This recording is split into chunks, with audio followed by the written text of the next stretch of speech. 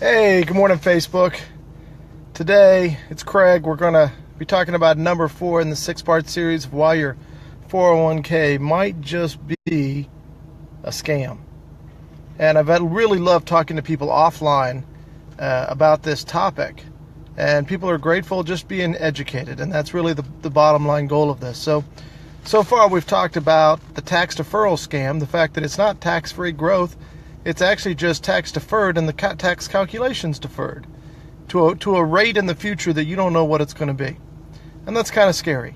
And we talked about the free money scam, that employer match isn't always what it's cracked up to be and what we think it's going to be. It's not really always free money. Last week we talked about putting your money in prison and all the rules that you can't get into your hard-earned money. Today we're going to talk about fees. Now, I don't know about you, but I can't tell you how many times I've gone to some nice hotel. I've done my due diligence, found a great rate. And when I check out, there's fees after fee after fee. They want to charge me a convenience fee, a parking fee, a fee that they didn't bother me too much, a fee that they should have bothered me more. All these fees. I hate fees. I don't know about you. Well, there's a lot of people out there in the financial world that actually want us to believe, and they themselves, I believe, are brainwashed in thinking that if they charge a fee, they're going to give you better service. That's a brainwashing.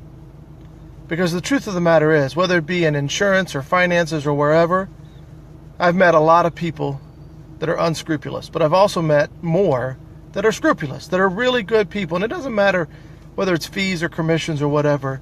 There's good people and there's bad people. And so you always have to be smart. But the fee part, when it comes to your 401k, can get a bit scary. Brightscope actually said, here, let me read this. It says, Brightscope says participants in small 401k plans pay an average of 1.9%. Larger plans may pay as little as 1%. Now, that doesn't sound very big, does it? That's small change, 1%, 2%. But the Department of Labor did some computation, and they found out that fees of only 1% per year can slash your savings by as much as 28% over the next 35 years. 28%. Can you imagine losing 20 to 30% of the money you're putting away simply from fees? And the fees never stop. That's the bad thing. When you retire, do the fees stop? No. But get this. This is the real kicker. Not only do you pay fees on the part of your money that you get to spend, but you also pay a fee on the part of the money that the U.S. government gets to spend. That's right. All that money we talked about in the number 1 reason, you have to pay a fee on that. Everything that goes. So if the government suddenly says you have to pay 50%, that 50% you're paying a fee on as well as what you get to spend. So you're paying fees both ways and they never stop. And they can equal up to about 1/3 of what you're putting away.